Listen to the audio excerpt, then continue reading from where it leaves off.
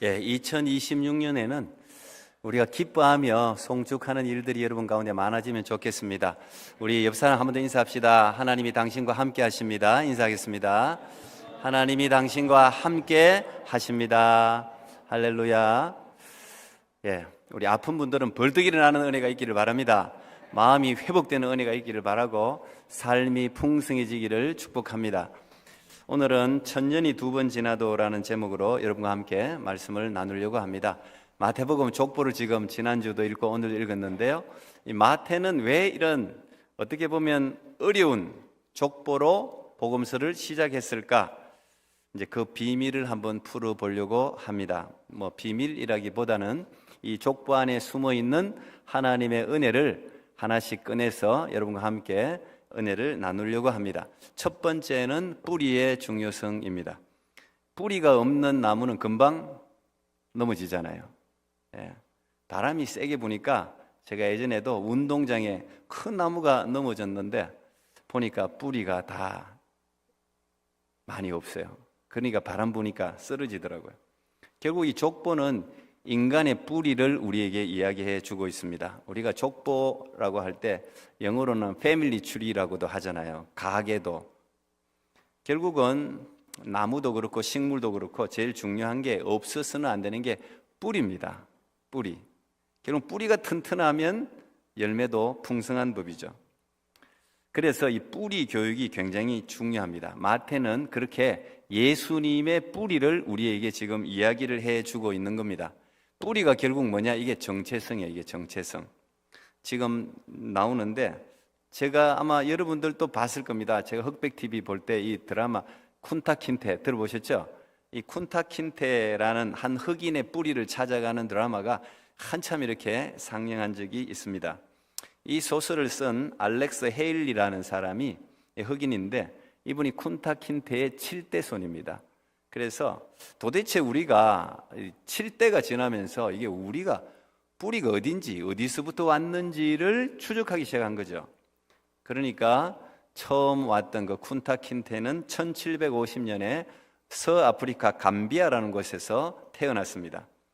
그 소설 속에 이제 그리고 있는 거는 그 아프리카, 지금 우리가 가난한 나라처럼 생각하지만 거기 살고 있는 사람들은 너무 행복한 거예요. 부족함 없이 행복하게 쿤타킨테가 그곳에서 감비아에서 잘 살고 있었는데 17살 때 그 당시만 해도 이제 노예상들이 많았지 않습니까? 그래서 그 노예상들, 백인 노예상에게 붙잡혀서 이제 신대륙으로 끌려가게 되죠.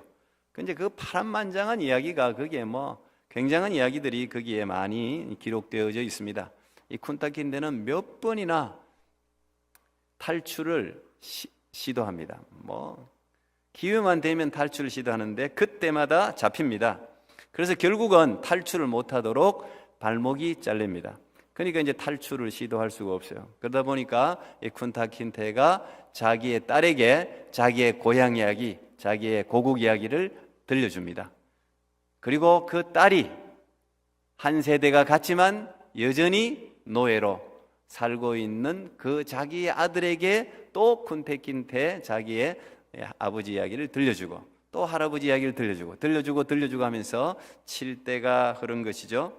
도대체 우리가 어디서 왔는가, 이 아는 게 굉장히 중요하다는 거예요. 뿌리가 없으면 흔들립니다. 항상 그래요. 뿌리가 없으면 언제나 흔들려요. 유혹에 약하고 뿌리가 없으면 자기 마음대로 살아. 내가 뼈대 있는 가문이야, 이 정도 자부심이라도 있어야 행동도 절제하고 하는데, 이 뿌리가 없으면 항상 유혹에 노출되고 자기 마음대로 살려고 하는 경향이 있습니다. 이 뿌리 교육을 가장 잘하는 민족 중에 하나가 유대인입니다. 어쩔 수 없어요. 1948년 5월 달에 이스라엘이 무려 1900년 만에 독립을 이루지 않습니까? 지금 이제 이스라엘이 그 나라인데 거의 2000년 만에 전 세계에 흩어져 있는 유대인들이 모인 거예요. 모였는데 놀랐습니다. 피부 색깔도 다르고 나라도 다른데 세계 각지에서 모였는데 먹는 음식이 똑같아. 전통이 똑같아. 입는 옷이 비슷해요. 세대 차이가, 민족 차이가 크게 느껴지지 않는 겁니다. 깜짝 놀랐어요. 1900년이 지났는데 왜 그럴까? 유대인들만이 가지고 있는 교육 때문이에요. 역사학자 토인비가 이런 이야기했습니다. 어느 민족이 우수한 민족입니까? 우리 막 한민족 엄청 막 우리 자부심이 높은데 높을만 하긴 하죠. 어느 민족이 우수한 민족이냐? 우수한 사람을 많이 배출한 민족이 우수한 민족이다. 그러면 우수한 사람을 많이 배출한 민족이 어느 민족이냐? 유대인이다. 그랬어요. 실제로 여러분 뭐 내놓을 만한 모든 사람들이 다 유대인이잖아요. 다. 뭐 이제 우리 젊은 사람들은 스필버그 감독, 뭐 주라기 공원 뭐 이런 거 하면 금방 알잖아요. 유대인이죠. 뭐 칼막스 같은 사람도 유대인이죠. 미국의 소위 아이비리그 막 젊은 사람들 들어가려고 노력하는데 인류 대학으로 평가되죠. 거기에 23%가 유대인입니다. 뭐 스타벅스 좋아하는데 주식 100%가 다 유대인 거라고 하네요. 미국 중고등학교 교사 50%가 유대인입니다. 미국에 70만 명의 변호사가 있는데 그중에 14만 명이 유대인이라고 합니다. 유대인들이 뭐 부를 쥐고 있는 건 말할 거 없죠. 뭐 정확한 통계는 아니지만 하여튼 미국에 뭐 엄청난 부를 유대인들이 다 쥐고 있습니다. 그러면 우리가 싫어하는 사람도 있지만 이런 유대인 교육이 어떤 특징을 가지고 있나? 많은 사람들이 분석한 책들이 뭐 너무 많습니다. 너무 많은데 제가 어느 목사님이 정리를 해놨는데 제가 네 가지 정도 정리했던데 첫째가 조기 교육이라고 해서 조기 교육. 우리도 뭐 한민족들도 조기 교육에 뒤떨어지진 않는데 목표가 다르더라고요. 이 유대인들의 조기 교육은 3세부터 시작하는데 특별히 거기 야시바 학교라고 있는데 어머니가 아이들을 안고 등교를 합니다. 빨리 가야 돼 회당에. 아직 말도 잘 하지 못하고 알아듣지도 못하지만 랍비가 업고 있는 아이에게 이 토라 하나님 말씀을 읽어주는 겁니다. 그 아이가 듣든지 안 듣든지 상관없대요. 어쨌든 아이를 업고 가서 그때부터 아이들이 제일 먼저 배우는 단어가 갓 하나님이에요. 야훼, 여호와라는 하나님을 먼저 배우기 시작하는. 그러면서 이제 여러분 잘 알다시피 이 성경 교육이 13세에 끝납니다. 13세 성인식 하면서 끝나버려요. 모든 걸 다 배우고 성경 시험도 친다잖아요. 우리도 성경 그런 시험을 치고 성인식을 해야 될 것 같아요. 두 번째가 부모 교육입니다. 제가 이제 이거 저도 굉장히 강조하는 부분인데 실제로 이 참 중요해요. 부모 교육이. 아이들은 낳은 사람을 닮지 않고 가르친 사람을 닮는다고 합니다. 근데 한국의 부모들은 가르치지 않습니다. 좋은 학교에 보내려고 그러죠. 좋은 선생님을 찾아다닙니다. 그러면 아이들이 부모를 닮는 게 아니고 그 선생님의 사상, 가르침을 담게 됩니다. 그래서 부모 말을 잘 안 듣는 거예요. 존 듀이라는 사람이 이게 뭐 현대 교육의 아버지라고 부르는데 여러분들도 아마 교육학 하면서 존 듀이라는 사람 많이 들었을 겁니다. 근데 이 존 듀이가 강조하는 게 교육은 전문가한테 맡기라는 거거든요. 그러니까 우리나라 부모들은 전부 전문가를 찾아다닌다. 좋은 대학. 그런데 유대인들은 그렇지 않습니다. 유대인들은 부모가 교육시킵니다. 그러니까 부모하고 자녀 사이에 세대 차이가 없어요. 부모가 생각하는 것과 아이들의 생각하는 게 비슷해요. 단 법칙이 하나 있다고 하네요. 옛날 웨슬리 목사님 수잔나도 그렇게 가르쳤다 그러는데 단체로 가르치지 않는답니다. 아이들이 5명 있으면 딱 한 명씩 하루에 한 명씩 가르친대. 한 명씩 가르치고 형이 동생을 가르치고 1대1로 그렇게 가르친다고 합니다. 남들보다 잘 되라고 가르치는 게 아니라 남과 다르게 살라고 가르친다고 합니다. 굉장히 작은 차이인데 굉장히 큰 차이인 거죠. 그리고 세 번째가 이제 전통교육입니다. 전통교육. 유대인들의 이 교육의 굉장히 이제 훌륭한 특징이라고 할 수 있는데 현대 교육학의 아버지라고 불리는 존 듀이는 아이들이 원하는 교육을 시켜라. 아이들이 원하는 대로 해주라. 그랬어요. 그래서 그래야 그 아이의 특성이 살아난다는 거죠. 자기 소질이 발견된다는 겁니다. 그 좋은 역할을 하긴 했죠. 그러니까 굉장히 창의성 있는 아이들이 많이 일어났잖아요. 굉장히 어른 세대가 생각하지도 못한 그런 굉장히 크리에이티브 싱킹을 하는 아이들이 많이 일어난 게 사실입니다. 그런데 그 교육의 단점은 좋은 선조들의 부모들의 전통도 함께 단절된다는 거예요. 없어져 버리는 거예요. 근데 이 유대인들은 교육할 때 아이가 원하는 대로 교육시키지 않습니다. 아이가 아이에게 맞추지 않습니다. 우리는 전부 아이한테 맞추잖아요. 아이가 먹고 싶은 거 크게 맞추고 아이들이 교회를 좋아하면 그 교회 간다고. 내가 그거 좀 반대하는 편인데 부모가 중요한 거예요. 성경의 조상들이 한 대로 가르칩니다. 아브라함이 한 대로 가르치는 거예요. 모세가 가르친 대로 가르치는 거예요. 언제나 기준은 성경이에요. 토라예요. 그리고 그 전통을 계속 이어가는 겁니다. 그래서 유대인들은 어디에 살아도 유대인이에요. 기준이 똑같으니까, 똑같은 성경을 가르치니까, 똑같은 토라를 가르치니까, 똑같은 음식을 가르치고 똑같은 절기를 지키니까 유대인들은 어디 가도 1900년이 지나도 모였는데 똑같아. 별로 차이가 나지 않는 겁니다. 이 전통 교육이 바로 뿌리 교육입니다. 이게 뿌리 교육이에요. 그리고 우리가 한국말을 가르쳐야 되는 이유도 뿌리 교육이기 때문에 그래요. 한국말을 반드시 가르쳐야 뿌리가 있는 거예요. 마태는 이 족보를 통해서 바로 이 뿌리의 중요성을 우리에게 말해주고 있는 겁니다. 두 번째 이 족보가 우리에게 이야기하는 것은 하나님은 유대인만의 하나님이 아니라 이방인의 하나님이라는 사실을 이 마태는 알려주고 싶은 겁니다. 족보에 여러분 아시다시피 여자 이름이 5명이 등장합니다. 첫 번째가 다말이라는 여자인데 아시다시피 유다의 며느리입니다. 근데 자기 남편 엘이 일찍 죽죠. 사악해서 하나님 일찍 데려가 버려요. 근데 이 유대인들은 여러분 아시다시피 계대 결혼 풍습이 있습니다. 반드시 그 사람을 통해서 자녀를 태어나게 해야 돼요. 그러면은 두 번째 동생이 있으면 두 번째 동생이 자기 형수죠. 형수한테 들어가서 아이를 낳아줘야 돼. 그래야 그 집안 혈통이 이어지는 거예요. 두 번째 오난이 그 다말 형수한테 들어갔어요. 그런데 이 오난도 죽어버렸습니다. 이제 막내 셀라가 남았는데 이 아버지 유다가 생각해 보니 야 이거 저 여자가 사람 잡네. 내 아들 둘이나 죽었어. 그러니까 셋째도 죽일 것 같으니까 어리니까 아직 크면 내가 이야기해 줄게 하고 다말을 멀리 보내버렸어요. 친정으로 보내버렸는데 이 아이가 셀라가 컸는데도 유다가 며느리한테 주지를 않았습니다. 혹시 또 죽을까 봐. 그런데 다말은 그날만 기다렸는데 시아버지가 주지 않으니까 본인이 이제 기생으로 변장하고 어쨌든 간에 이런저런 해서 이 시아버지와 관계를 통해서 베레스와 세라를 낳죠. 오늘 그 족보에 그게 나와 있지 않습니까? 오늘날로 치면 시아버지와 며느리의 불륜입니다. 근데 그 며느리의 이름이 오늘 여기에 등장했습니다. 라합이라는 여자의 이름이 등장하죠. 성경은 라합을 여리고의 기생이라고 소개합니다. 몸 파는 여자라고 이렇게 번역한 곳도 있어요. 그런데 히브리서 기자는 이 라합의 행동을 믿음의 행동이라고 또 소개하기도 하죠. 어쨌든 이 라합은 여리고 기생의 이름이 예수님의 족보에 기록되어져 있습니다. 또 룻이라는 여자가 또 나오지 않습니까? 룻이라는 여자는 누굽니까? 모압 여자입니다. 모압 여자. 모압 여자는 이스라엘의 이스라엘 안에 들어오지를 못해요. 모압, 암몬 다 언제나 이스라엘을 괴롭히던 민족 아닙니까? 이방인이에요, 이방인. 그런데 이 룻도 이방 땅에서 모압 땅에서 자기 남편이 죽고 시아버지도 죽고 다 남자들이 죽고 난 후에 자기 시어머니를 따라서 이스라엘 베들레헴으로 들어오죠. 시어머니를 복양하려고. 혼자 계신 시어머니가 너무 안 돼가지고. 근데 거기 들어와서 그곳에서 보아스를 만나게 되고 보아스를 통해서 오벳을 낳습니다.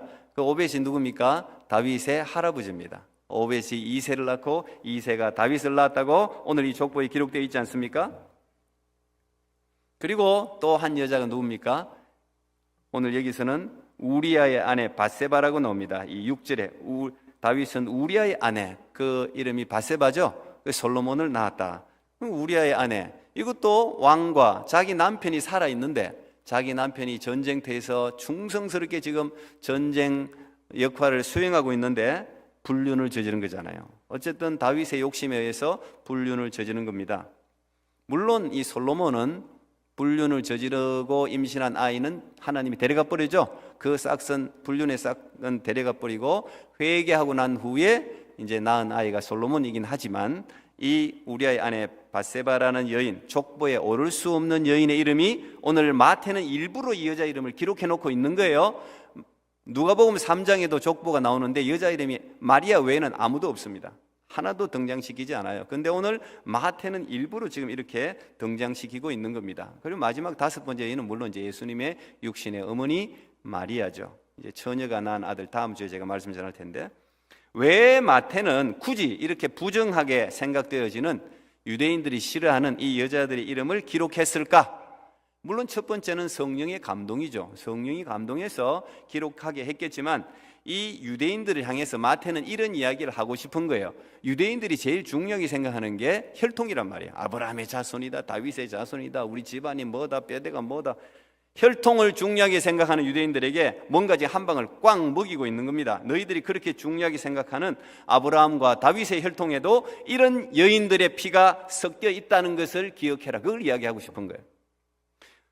따라서 예수님은 유대인만의 하나님이 아니다 말이에요. 너희들만 구원하려고 오신 하나님이 아니다. 예수님은 모압 사람도 기생도 창녀도 이방인도 구원하기 위한 온 인류의 하나님이다. 이걸 족보를 통해서 우리에게 이야기를 하고 싶은 겁니다. 마치 바울이 이야기하는 것처럼 육체의 할례가 할례가 아니라 진짜 할례는 마음의 할례가 할례다. 그 메시지하고 사실 결이 통하는 거죠. 그렇습니다. 예수님의 구원은 유대인만을 향한 게 아니에요. 오늘 우리에게까지 왔잖아요. 세계 만민을 향하고 있는 겁니다. 바리새인같이 스스로 의인이라고 생각하는 사람만을 향한 구원이 아니고 마태 자기 자신 같은 세리, 죄인들, 스스로 죄인이라고 여기는 여인들까지 구원하기를 기뻐하신다는 메시지가 이 족보 안에 지금 들어있는 겁니다. 그래서 우리 신분은 외적인 조건, 외모, 민족, 인종에 따라 달라지지 않습니다. 그리고 인간의 실수나 실패가 하나님의 사랑의 역사를 방해하거나 막을 수가 없는 것입니다.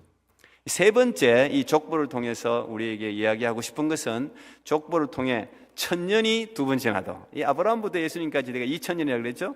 1000년이 두 번 지나도 신실하게 언약을 지키시는 하나님을 소개하고 싶은 거예요. 어떤 악행도 여러분 2000년 동안 얼마나 많은 일이 있었겠습니까?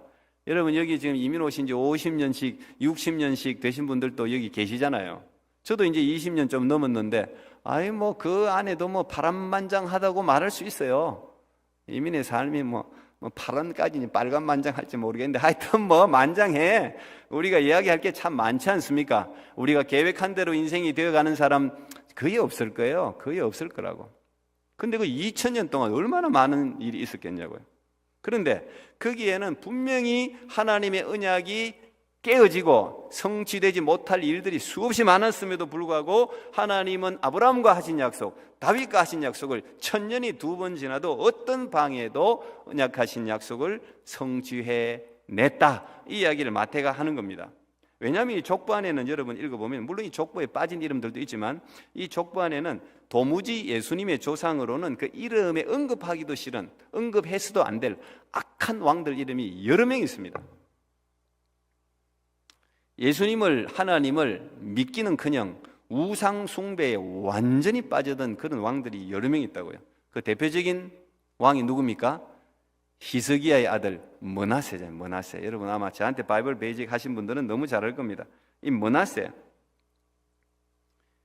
오늘 10절에 나오잖아요. 히스기야는 므낫세를 낳고 므낫세는 아몬을 낳았는데 이 므낫세하고 아몬 두 사람이 완전히 이스라엘의 최악의 왕들입니다. 최악의.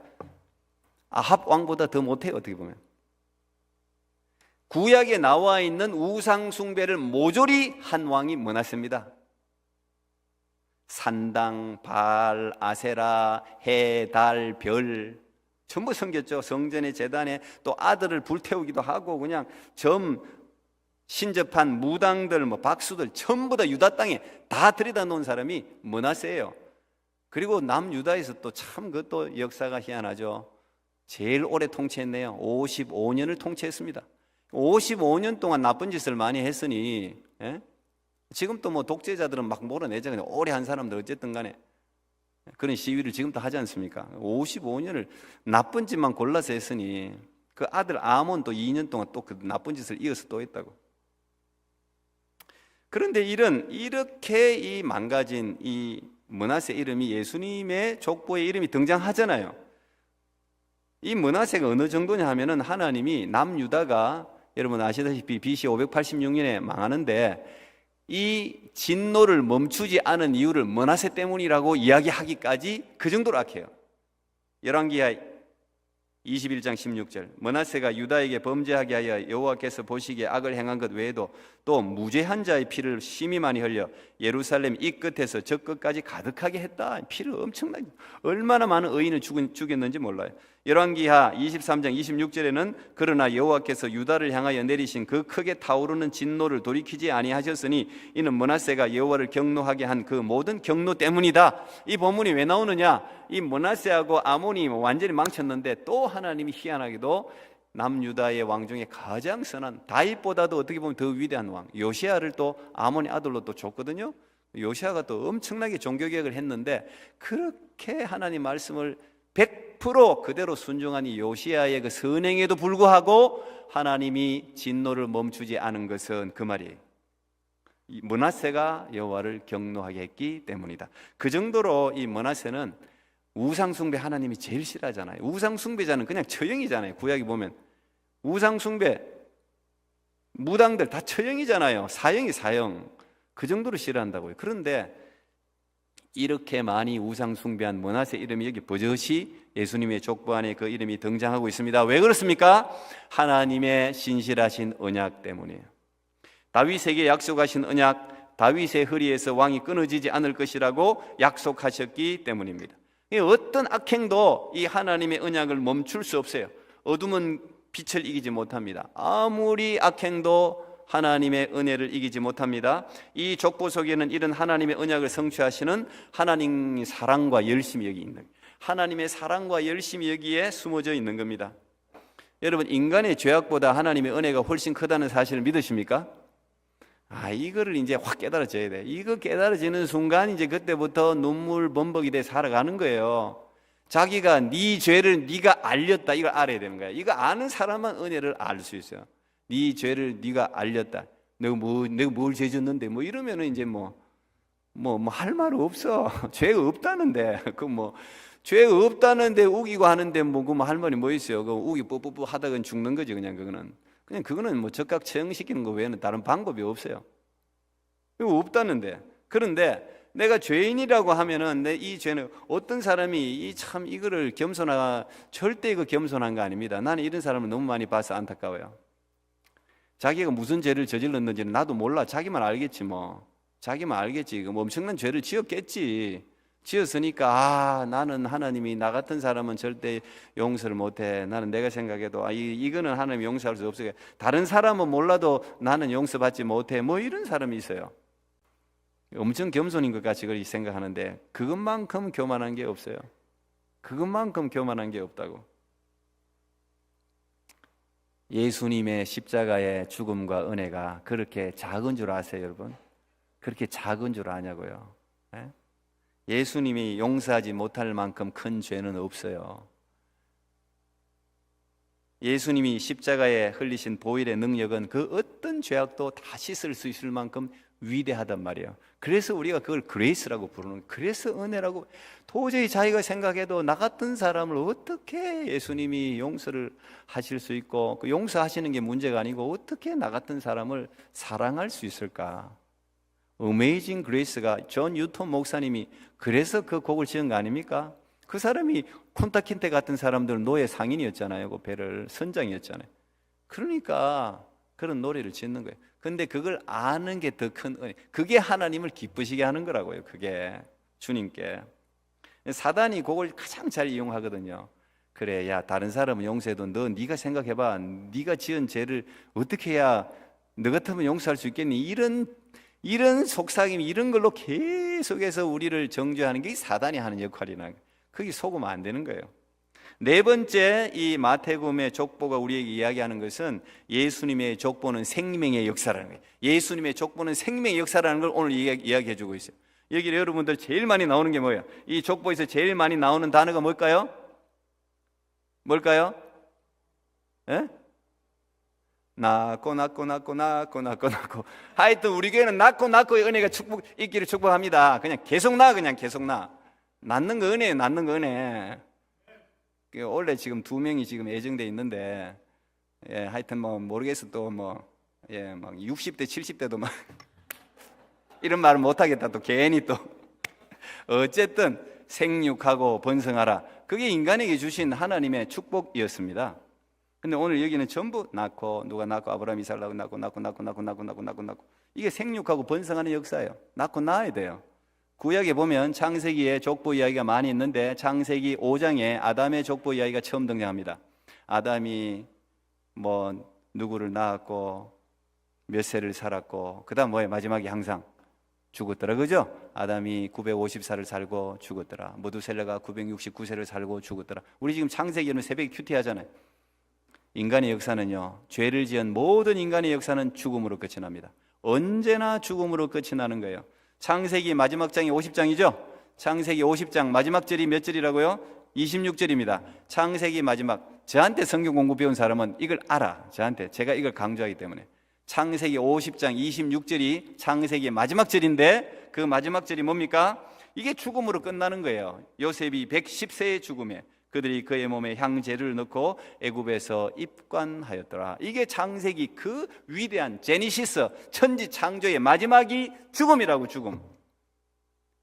인간의 모든 역사는 결국은 죽음이에요. 부귀영화 뭐 모든 걸 다 가져봤자 결국은 죽음이라고. 다 손을 펴고 가는 거예요. 죽음이 죽음.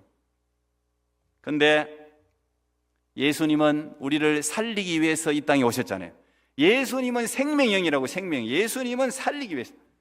아담, 첫 번째 아담은 죽음이었고 마지막 아담을 예수님이라고 그러잖아요. 그거는 살리는 영이란 말이에요. 예수님이 오면 가는 곳마다 사람들이 살아납니다. 각색 병든 자 일어납니다. 죽은 사람도 나사도 살렸죠. 가인성 과부의 아들도 살렸죠. 실제로 죽은 사람도 그냥 막 살렸잖아요. 그것만 살렸습니까? 인생의 포기자들, 자기의 가치를 전혀 모르고 막달라 마리아 같이 귀신 들린 정신병 든 그 막달라 마리아, 아무도 저 여자는 이름도 없어서 그냥 저 미친 여자, 전부 사람들이 그냥 미친 여자 그래 불렀다고요.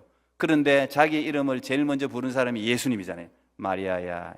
여러분, 이름이 불린다는 게 얼마나 이게 아름다운 거예요. 마리아야.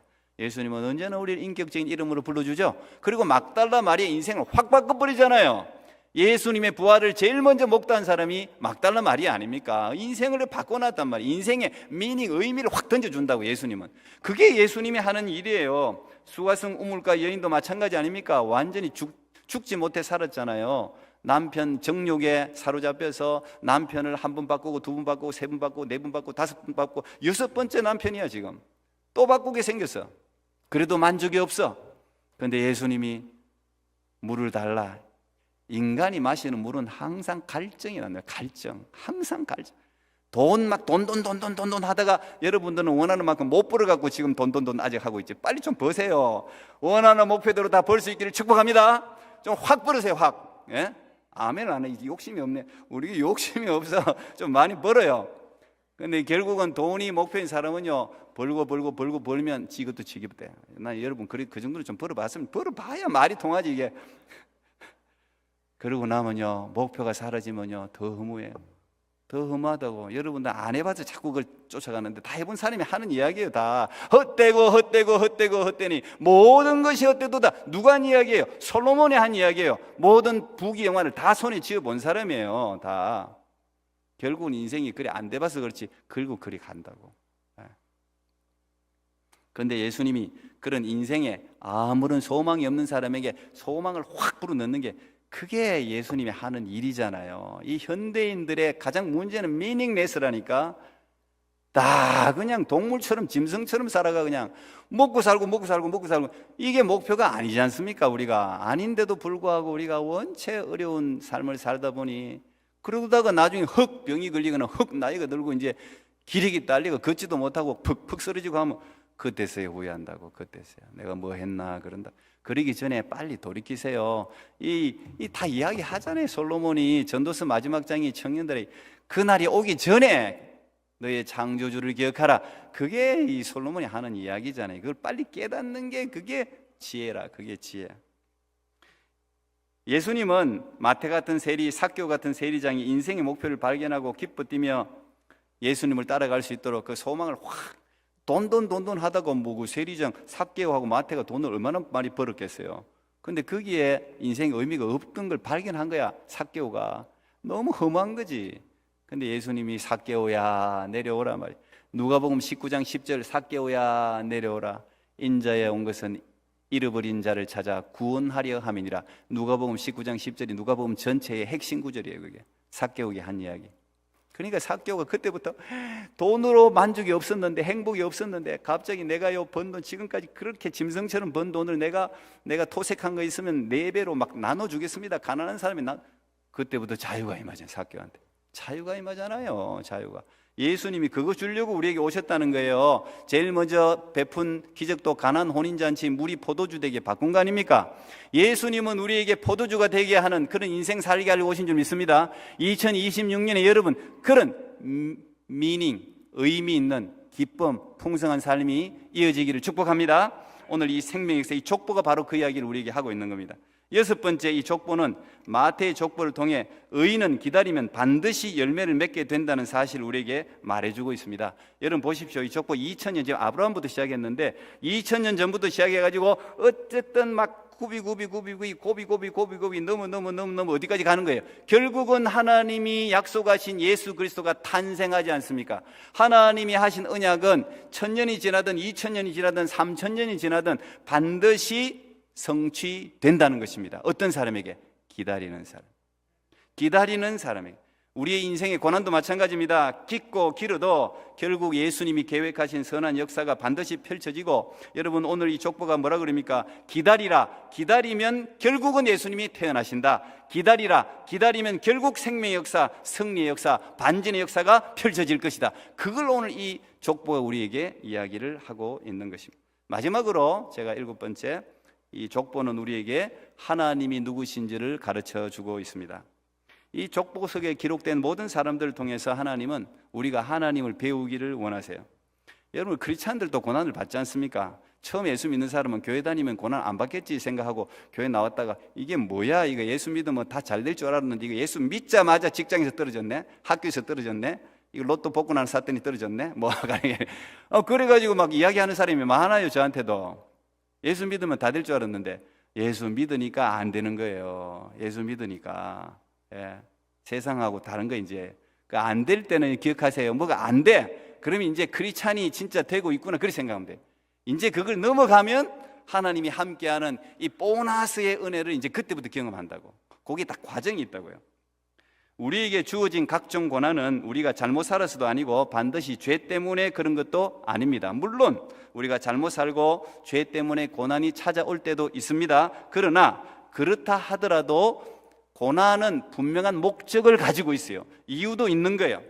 그 고난의 가장 중요한 이유, 목적이 뭐냐? 그게 하나님이 누구신지를 우리에게 알게 하여 하나님을 믿고 경외하게 하려고 그런 겁니다. 제 아내가 이제 캐나다에서 이번 주에 항암을 처음 했는데요. 지금도 오늘 잘하고 있잖아요. 지금 벌써 이제 이 투병한 지 7년째 아닙니까? 그런데 이 투병 중에 아내도 마찬가지, 저도 마찬가지. 계속해서 하나님이 왜 좀 빨리 좀 이 고난을 좀 멈추게 해주면 좋은데 왜 이렇게 계속해서 이런 고난 가운데, 어떻게 보면 어려움 아닙니까? 그런데 이 어려움 가운데 있나? 가장 중요한 목적이 하나님을 우리에게 가르치는 거예요. 끊임없이 우리에게 자기 자신이 누군지를 가르치는 거예요. 저도 참 목사로서 저도 일찍이 하나님을 안다고 생각했으니까 제 인생을 어쨌든 하나님께 드린다는 의미로 제가 목회를 선택한 거잖아요. 그럼에도 불구하고 우리가 하나님을 너무 모르는 거예요. 너무 몰라. 아직도 하나님을 많이 배워야 되는 거예요. 여러분 구약 예언서, 에스겔, 특별히 에스겔서나 여러 예언서에서 끊임없이 반복되는 말이 뭔지 아세요? 하나님이 채찍도 했다가 또 이거 맛있는 것도 줬다가 형통하기도 했다가 고난도 줬다가 왔다 갔다 하면서 하나님이 반복적으로 계속해서 하는 말이 이 말입니다. 이로써 너희는 내가 여호와인 줄 알리라, 이 말이에요. 이게 계속 반복된다고요. 하나님은 여러분이 하나님을 알 때까지 가르치는 거예요. 하나님을 알기를 원하는 거예요. 그래서 제가 인생에서 아까 떴던데 인생에서 가장 중요한 2가지 질문을 꽂으려면 딱 이거예요. 제가 벌써 설교도 했습니다. 제가 제 인생에 정말 의미 있는 설교 제가 수천 편 했어요. 생각해 보니까 수천 편, 1년에 1000편 이래 한다고, 제가 굉장히 많이 한다고요. 근데 이 많은 설교 중에 제가 꽂으라면 이거 하나 꽂아요. 제가 여러분에게 이미 나눈 거예요. 하나님 당신은 누구십니까? 왜냐하면 이 아내를 통해서 제가 몇 가지를 크게 깨달은 것 중에 하나가 그거예요. 하나님 당신은 누구십니까? 하나님은요, Who is God? 하나님이 누군지를 우리에게 알기를 원해요. 하나님이 누군지 아는 순간 인생이 끝나는 거예요. 그냥 인생에서 지속적으로 가르친다고. 욥에게도 그 지독한 고난을 통해서 이제는, 전에는 내가 귀로만 들었는데 이제는 내가 하나님을 눈으로 바라봅니다. 욥이 그 고백을 하잖아요. 욥 같은 의인도 우리가 배울 게 너무 많다니까요. 두 번째 질문이 뭐예요? Who am I? 나는 누구인가? 여러분, 이 두 가지 질문은요, 철학적인 질문이 아니에요. 이건 인생의 본질적인 질문이에요. 이 질문에 답을 할 수 있으면 그 인생은 성공한 인생이에요. Who is God? 하나님이 누구냐 말이에요. Who am I? 나는 누구인가요? 나는 어디서부터 왔는가요? 여러분, 아무리 거지 옷을 입고 있어도 자신이 왕자라는 정체성을 분명히 알고 있는 사람은요, 어디에 있든지 누구를 만나든지 당당해요. 자기가 누군지 아니까. 자기가 이 한나라의 왕이라는 사실, 내가 거지 옷만 입었을 뿐이지 내 정체성은 내가 왕이라는 걸 아니까 당당해. 여봐라 그러는 거예요. 여봐라. 다른 사람 미쳤다 생각이지. 그러나 여봐라 그러는 거예요. 그래서 제가 항상 크리스찬 우리 청년들에게 늘 이야기하는 거예요. 당당하라고, 당당하라고. 너희들은 하나님의 자녀잖아요. 하나님이 유업을 받은 왕 같은 제사장이라 그랬잖아요. 근데 왜 당당하지 못하냐? 왜 세상에 비굴하냐? 왜 세상의 원리를 따라가 눈치 보가면서 따라가냐? 몰라서 그런 게 몰라서. 우이스가 하나님이 누군지도 모르고 자기가 누군지도 모르는 거예요. 제가 생각해보면 제가 한번 여러분 나눴는데 제가 청년 때 참 겁이 없었습니다. 진짜. 저는요, 제가 이 대학 다닐 때도 학생 전체 총연합회 거기에 재정부장을 맡았는데 저는 하나님 저한테 돈 복을 많이 준 거 같아요. 제가 버는 돈은 없어. 근데 제가 하는 일에 하나님이 하여튼 간에 다 줘요. 그래서 우리 교회도 뭐 하려고 그러면 그냥 마음만 막으면 안 될 게 아무것도 없어요. 안 될 게 없어요. 제가 돈을 제일 많이 잘 거뒀어요. 역대 재정부장 중에 제가 돈을 제일 잘 거뒀어. 뭐 연합 행사하면은. 저는 가서 내놓으라 그러니까. 하나님이 어이 낙이 예수님이 쓰신다, 주가 쓰시겠다 하라. 그런 마음이었어요. 진짜 그런 마음. 제가. 예. 그러니까 제가 군 단위에서는 군수가 최고 아닙니까? 도의는 도지사가 최고잖아요. 예약도 안 하고 그냥 찾아갔다니, 그냥 문을 두드리고. 예약 안 했는데 못 온다고 그러는 거 내가 문을 기다렸다니까. 그냥 그때는 뭐 좀 이제 너무 몰랐으니까. 예. 군수는 뭐고 도지사는 뭐고 대통령 뭐 다 하나님 아래인데 하나님이 시키면 하는 거지. 너무 당당히 했더니 이분이 놀래갖고요. 예. 내가 내놔라 그랬거든. 그거 다 주더라고요. 다 줬다니까요. 그때 내가 요구한 걸 다 줬어요. 지금은 그래 못해. 이제 세상을 너무 알아버렸어요. 제가 너무 알아버렸어요. 몰라야 되는데 너무 알아버리니까 못하겠더라고요. 근데 여러분, 하나님이 누구신지를 알면 절대 비굴하게 살지 않습니다. 내가 누군지를 알면 절대 교만하게 살지 않습니다. 우리가 그래서 내가 누군지, 이거 굉장히 중요해요. 사단 마귀가 제일 두려워하는 질문이 이 두 가지 질문이라고요. 사단 마귀가 제일 방해하는 게 이 두 가지를 여러분이 깨달을까 봐 두려워하는 거예요. 그거 방해하는 거야. 하나님이 누군지를 모르게 계속 방해하는 거예요. 내가 하나님의 자녀라는 사실을 모르게 계속 방해하는 거예요. 그걸 모르게 알면 큰일 나거든. 알면. 그래서 여러분들이 그 방해를 못 이긴단 말이에요. 그 방해를. 우리 하나님이 우리 영혼의 창조주, 우리 아버지, 전능자, 온 세상의 주인, 이걸 알아버려야 되는데 여러분 모른단 말이에요. 우리가 상속받을 유업이 얼마나 위대한지를 우리가 모른단 말이에요. 하나님이 우리를 얼마나 사랑하는지, 우리가 하나님의 자녀라는 사실을 여러분 깨닫는 것을 사단이 두려워한다고요. 그걸 깨달아버려야 된다고. 그거를 깨달아버리면 달라진다고요. 닐 앤더슨의 내가 누구인지 이제 알았습니다. 이 책 오래된 책인데 제가 이걸 하나 지금 아마존에서 주문을 해놨어요. 우리 애들한테 내가 영어로 주문해놨어요. 읽어보고 꼭 읽히고 싶어요. 여러분 꼭 읽어보세요. 이거 Victory of the Darkness, 어둠을 뛰어넘은 승리, 뭐 이런 이제 원래 원제가 그겁니다. 근데 부제가 이게 Realizing the power of your identity in Christ, 예수 그리스도 안에서 우리가 내가 내 정체성을 깨달았을 때 얼마나 큰 파워가 있는지를 이 닐 앤더슨이요 굉장히 잘 적었어요. 여러분 자녀들에게도 이거 선물하면 좋아요. 아마존에 있더라고. 내가 뭐 22불 하더라고.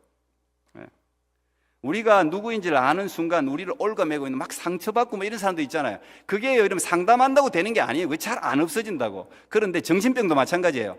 자기가 하나님이 Who is God, Who am I를 아는 순간 정신병에서 탈출해버려요. 진짜예요. 이 닐 앤더슨이 상담학자인데 자기가 수많은 사람을 상담하면서 이걸 깨닫는 거예요. 이거를 그냥 아는 순간 거기서부터 자유하게 되는 거예요. 진리를 알지니 진리가 너희를 자유케 하리라. 여러분, 천년이 두 번 지나도 결코 하신 약속을 신실하게 지키시는 하나님을 2026년에 꼭 만날 수 있기를 축복합니다. 2000년의 이 족보 속에 변함없이 흐르는 하나님의 일하심은 여러분들을 향해서도 일하고 있는 거예요. 2000년 일했는데 여러분 인생 기껏 해봤자 100년, 그 100년 안에 하나님 일하지 못하겠어요? 하나님 여러분 인생 가운데 개입하셔서 올 한 해는 Who is God? 하나님이 누군지, Who am I? 내가 누군지를 정확하게 알아서 정말 예수 안에서 당당하게 기쁨으로 승리로 살아가는 여러분 모두가 되기를 축복합니다. 기도하겠습니다. 하나님 감사합니다. 오늘도 우리에게 말씀하신 주님을 찬양합니다. 하나님, 그렇습니다. 주님, 우리는 하나님이신 예수님이 이 땅에 인간의 몸을 입고 오셔서 우리를 대신해서 죽어 줄 만큼 소중한 존재임을 기억하게 해 주시옵소서.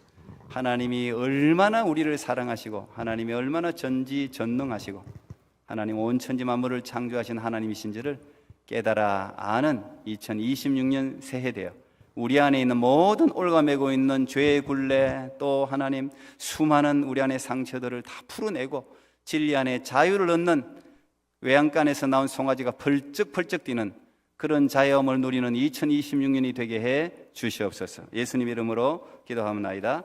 아멘.